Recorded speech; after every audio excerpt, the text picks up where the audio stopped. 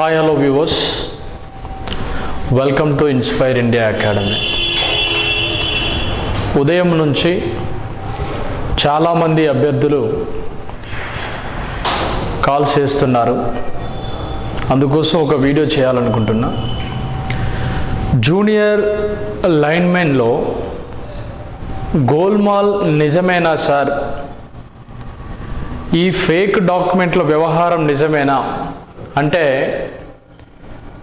నిజమే.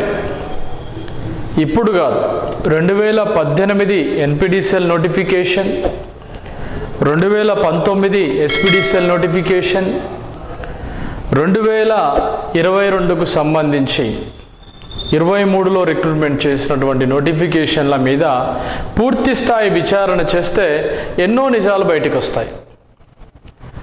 సార్, మరి మా జాబ్ ఎక్కిన వాళ్ళ పరిస్థితి ఏంది? మీ డాక్యుమెంట్స్ కనుక కరెక్ట్గా ఉంటే మీ ఉద్యోగాలు ఎటు పోవు.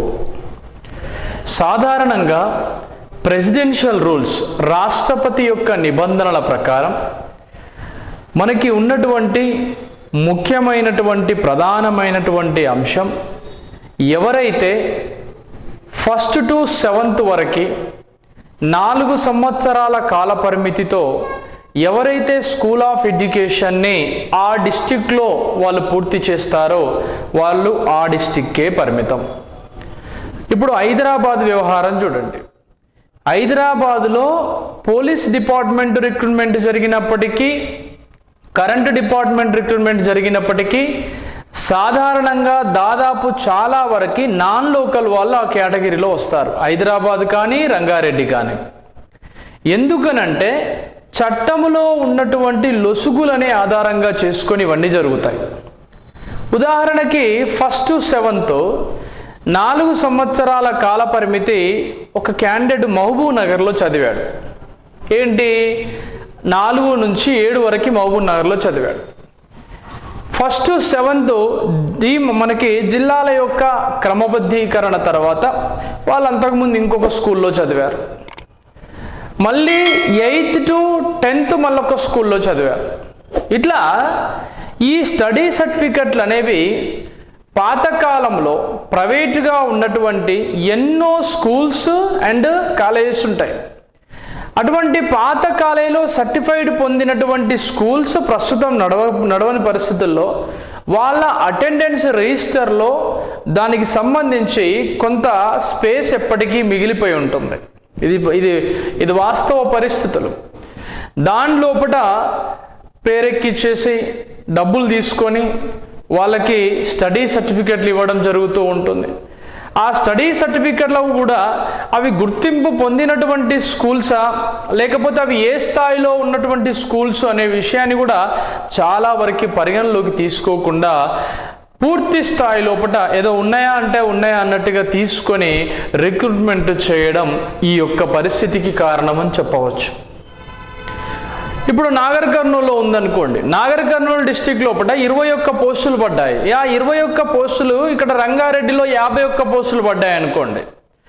నాగర్ కర్నూలులో కాంపిటీషన్ ఎక్కువ కాబట్టి నాగర్ కర్నూలులో ఉన్న అభ్యర్థి ఏం చేస్తాడు, కట్ ఆఫ్ మరియు కేటగిరీ రిజర్వేషన్ పరంగా రంగారెడ్డి ఎంచుకుంటే బాగుంటుందని రంగారెడ్డిలో ఉన్నటువంటి కానీ హైదరాబాద్లో కానీ ఏదో ఒక ప్రైవేట్ స్కూల్లో కొంత అమౌంట్ కట్టేసి ఫేక్ డాక్యుమెంట్ తీసుకుంటాడు.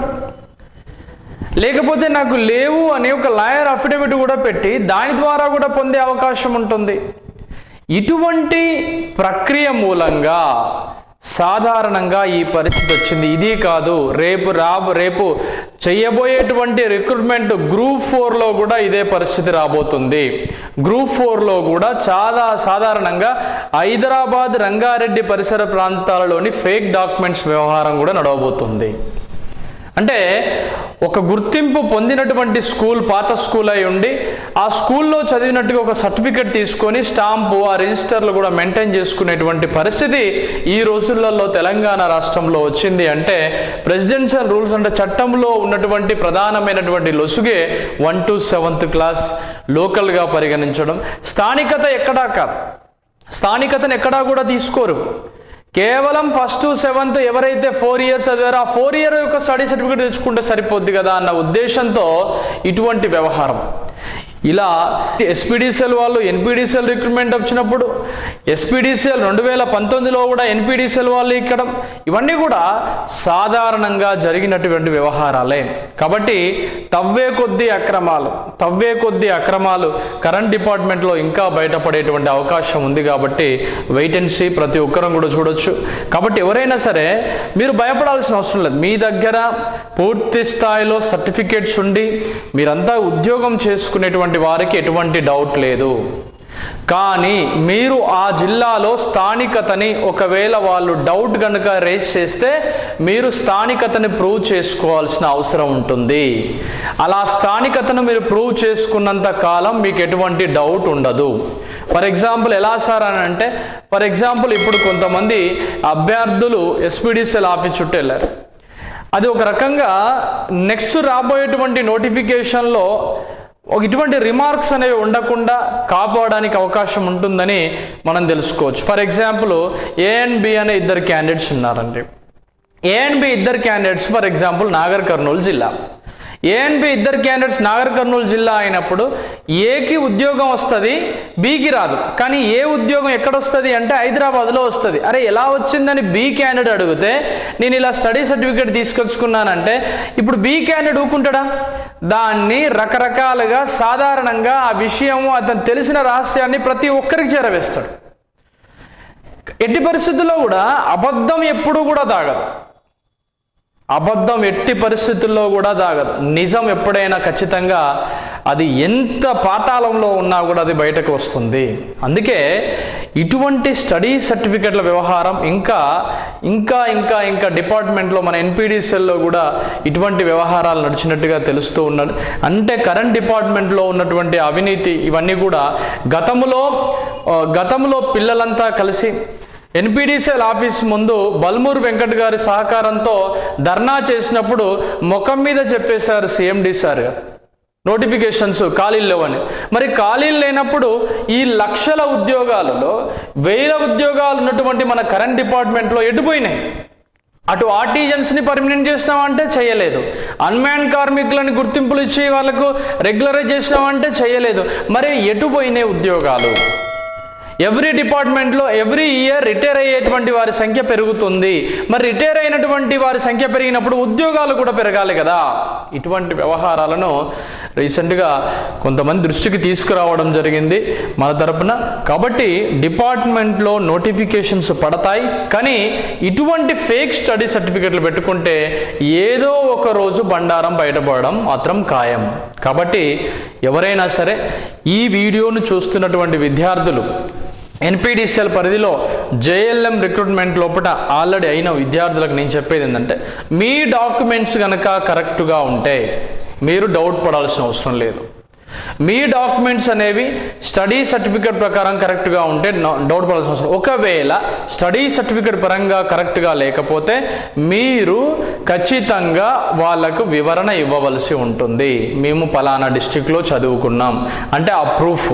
ఒకవేళ మీరు చదివినటువంటి ఈ డాక్యుమెంట్స్ మీ లొకాలిటీలో ఉన్నటువంటి స్కూల్స్ పరంగా చెక్ చేస్తే మాత్రం అక్కడ ఇక్కడ 4th to 7th చదివి ఇక్కడ కూడా 4th to 7th చదివినట్టుగా ఉంటే మీరు అప్పుడు బయటకు రావాల్సి ఉంటుంది. ఖచ్చితంగా మోసం చేసి ఉద్యోగం సాధించినట్టుగా డిపార్ట్మెంట్ మిమ్మల్ని గుర్తిస్తుంది. కాబట్టి నా యొక్క రిక్వెస్ట్ ఏంటండి అంటే, మీరు స్టడీ సర్టిఫికెట్స్ పూర్తి స్థాయి లోపల మీరు డిపార్ట్మెంట్కి ఇచ్చారు కాబట్టి మీరు లొకాలిటీని ప్రూవ్ చేసుకోవడానికి ప్రయత్నం చేయండి. దీంట్లో ఎటువంటి డౌట్ లేదు. ఇది పెద్ద వ్యవహారం కాబట్టి మీరు కనుక కరెక్ట్గా ఉండేది ఉంటే నో ప్రాబ్లం, ఎట్టి పరిస్థితుల్లో భయపడాల్సిన అవసరం లేదు.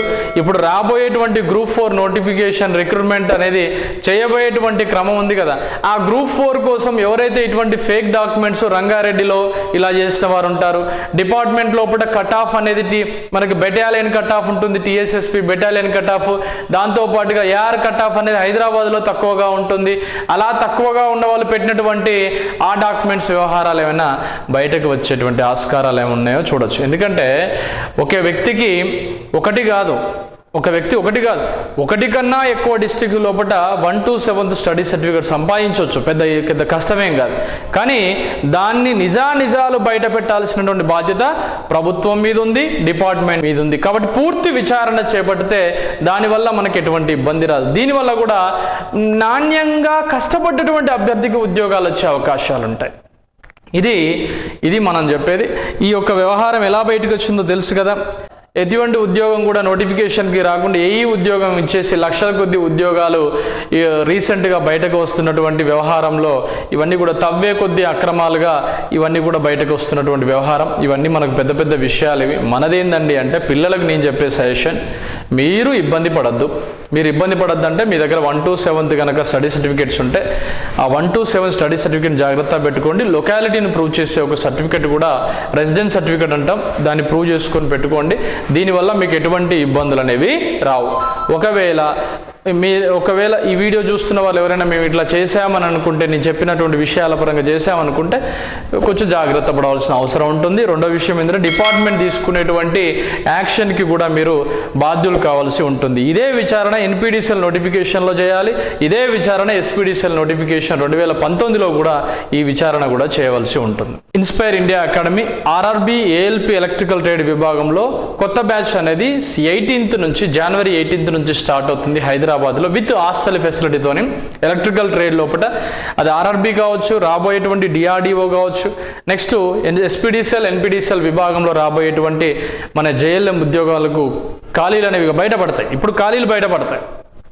ఓకే, వీటి కోసం ప్రిపేర్ అయ్యేవారు ఉంటే విత్ హాస్టల్ ఫెసిలిటీతోనే కోచింగ్ అందించడం జరుగుతుంది హన్మకొండ అండ్ హైదరాబాద్లో. ఆర్పిఎఫ్ రిక్రూట్మెంట్కి సంబంధించి కానిస్టేబుల్కి సంబంధించి ఎవరైనా ప్రిపేర్ అయ్యే పిల్లలకు కూడా కేవలం హన్మకొండ బ్రాంచ్ లోపల విత్ హాస్టల్ ఫెసిలిటీతోని క్లాసెస్ని అందించడం జరుగుతుంది. Wish you all the best.